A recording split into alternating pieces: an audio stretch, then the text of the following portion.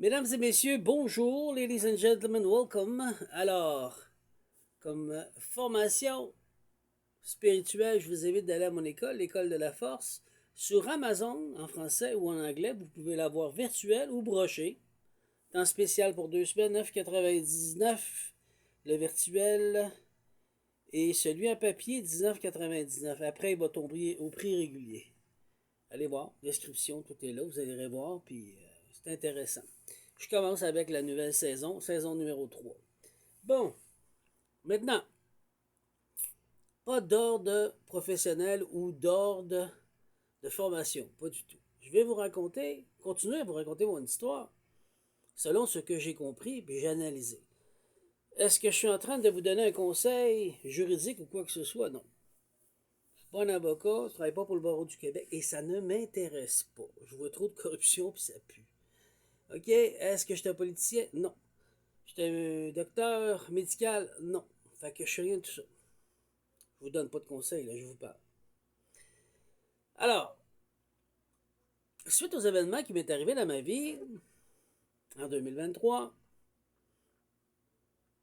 cette fameuse lettre que le gouvernement du Québec a créée de toutes pièces, je vous ai expliqué que le gouvernement du Québec, en faisant ceci, ils disent que c'est un estimé.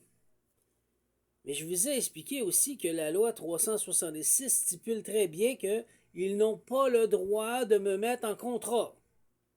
Alors c'est ce qu'ils ont fait. C'est criminel. Et c'est notre gouvernement. Hein?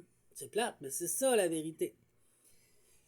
Quand je vous dis que c'est important de faire vos recherches, de vous éduquer, de vous renseigner, c'est pas pour rien. Donc eux autres, leur procédé, à ce que je vois, selon ce que je vis, c'est pas un conseil, c'est ce que je constate.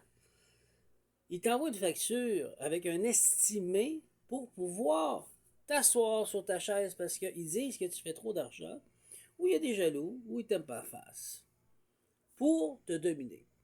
Et la loi du contrat 366, c'est quoi en fin de compte? C'est est-ce qu'ils sont mes maîtres et moi je suis l'esclave? C'est tout à fait ça. C'est un contrat. Donc, ils n'ont pas le droit de faire ça avec la loi 366.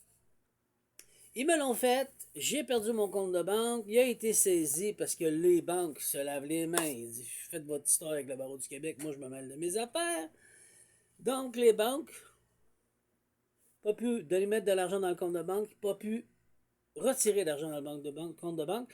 Après une certaine période, 3 mois, 4 mois, 5 mois, pop, le compte est ferme, merci, bonsoir, t'es tout seul, t'es pogné, en République dominicaine, sur une île de banane, tu t'arranges avec ta fille qui est mineure. Ça, c'est ce que j'ai vécu. Ensuite, à cause de qu'est-ce qu'ils ont créé, parce que moi, je faisais de l'argent avant, ça allait bien dans ma vie. Quand j'étais supposé revenir au printemps pour pouvoir travailler, même si l'année d'avant, ça a été très difficile puis j'ai rien fait, avec ça, moi, je mangeais puis je payais mes affaires. J'avais des dettes, comme tout le monde. Puis ça, c'était avant la COVID, pendant la COVID. Fait que pendant la COVID, ben, j'ai perdu de l'argent, comme tout le monde. Fait que je me suis retrouvé avec des cartes de crédit qui ont sauté. C'est-tu de ma faute? Non, parce que si on m'a prouvé ce crédit-là, ces cartes de crédit-là, c'est que j'étais solvable, puis je payais. J'étais un bon payeur. Fait que le gouvernement du Québec, il va dire, bon, on va faire un rituel d'humiliation financier, on va le détruire. C'est carrément ça qu'ils ont fait. Ça, c'est mon opinion. Hein? Je vous la donne, c'est mon opinion. Donc, ils ont décidé, on va te détruire, on va passer par le gouvernement. Quelqu'un qui est avec une chemise et une cravate, qui a décidé de péter plus haut que son trou, puis il a décidé qu'il allait être mon boss, le maître de ma vie. Pardon? Tu vas bafouer la loi 366 et créer une dette que tu déclares que c'est une estimation pour essayer de t'en sauver. Tu as créé une dette. C'est illégal. C'est un crime pénal. Sauf qu'aujourd'hui, le barreau du Québec vont faire, si tu poursuis, qu'est-ce qu'ils vont faire? Ils vont faire sauter la date de rencontre constamment pour que jamais tu sois entendu, entre guillemets, jusqu'à temps que tu te rentres en cours supérieure. Ça, c'est l'ancien monde.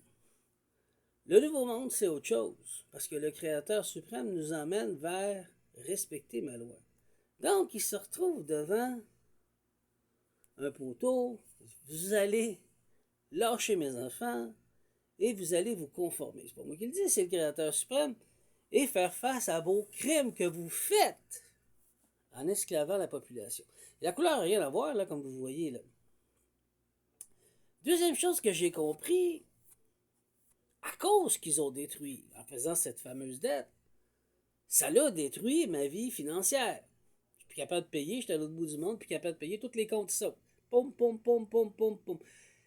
Tu parais pour un imbécile qui sait pas gérer ta vie, qui est abusé, t'es un mauvais payeur. Ah, oh, t'es un mauvais payeur!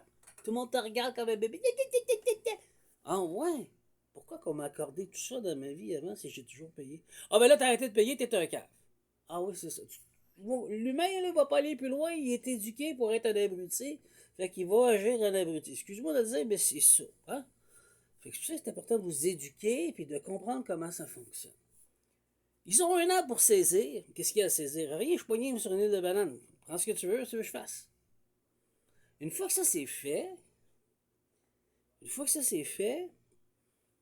après, ils ne sont pas capables de saisir les compagnies. Qu'est-ce qu'ils font? Ils donnent ça à une compagnie créancier. Ah! Là, qu'est-ce que j'en ai compris? Je donne pas de conseil juridique, je le répète. Je donne pas un conseil, je suis pas un syndic de faillite. Mais c'est quoi un syndic de faillite? Il fait de l'argent. Il travaille pour acheter une dette, pour racheter une dette, pour pouvoir régler la dette. C'est ça un syndic de faillite. As-tu compris ce que je viens de dire?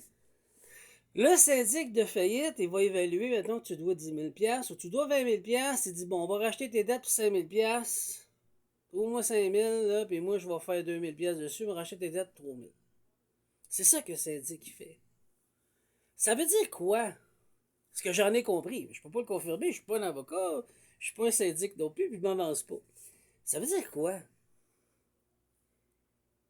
La compagnie créancière est obligée de racheter une dette pour pouvoir être légale selon la loi, pour régler à ta place et prendre entente avec toi. Si le premier créancier, qui est l'original, a pris un an et il n'est plus capable de rien faire, ça tombe à zéro, ben, tu ne dois plus rien. Parce que si la vie est faite de même, c'est pas moi, c'est pas ma faute, moi, c'est le gouvernement qui m'a fait chier.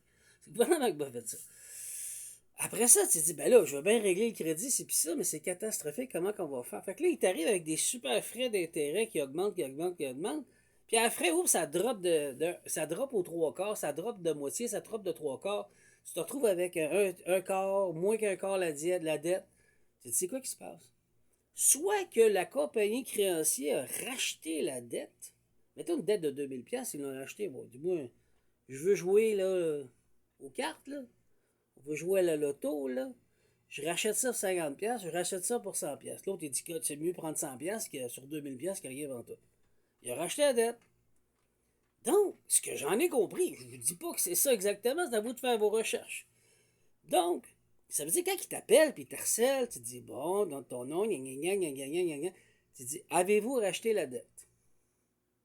Parfait, je veux revoir les documents et à combien, s'il vous plaît? Vous êtes obligé de me le dire. Ah ben là, non, on représente. Ben, tu représentes, c'est la loi 366, c'était pas. Tu veux t'imposer et te mettre en contrat avec moi. T'as pas le droit de te mettre en contrat avec moi, le petit con, là. Pourquoi tu te mets en contrat avec moi, là? T'as pas d'affaire là-dedans, là. C'est moi avec tel créancier. Si t'as racheté la dette, ben là, on va négocier ensemble et je vais te racheter au prix de la dette que t'as racheté, peut-être avec un petit peu plus, puis c'est tout, on va négocier. Si t'es pas capable de me le prouver, pas juste verbal, par écrit, là, tu m'envoies tout ça, là, ben, il n'y aura pas d'entente, pas de contrat, parce que tu n'as pas d'affaires dans le contrat original. Ça, je vous donne pas de conseils juridiques, mais c'est ce que j'en ai compris. C'est la même affaire. Avec tout. Puis ça, on aurait dû apprendre, tu sais, les X, là. Nous, les X, là, on avait un cours d'économie secondaire 2. Ça, ce que je viens de dire, on aurait dû l'apprendre là. C'est important de comprendre les finances. Moi, c'est ce que j'en ai compris, puis je partage mon expertise, pas pour vous former, pour vous dire que c'est ça. Faites vos recherches, vérifiez vos affaires, vous êtes meilleur que moi, vous allez faire mieux que moi, mais moi, c'est ce que j'en comprends. Puis c'est ce que je vis. Fait qu'au lieu de me harceler, là, il tombe, je dis, hey, moi, je peux te poursuivre parce que tu m'harcèles, tu me dis telle affaire, tu me dis telle chose, puis il faut que tu te conformes. T'as-tu fait ci, t'as-tu fait ça? Non, ben là, tu vas avoir une dette. Ça veut dire que moi, le pauvre, là, qui est dans la rue, là, ben, je te poursuis. Paye à cette heure.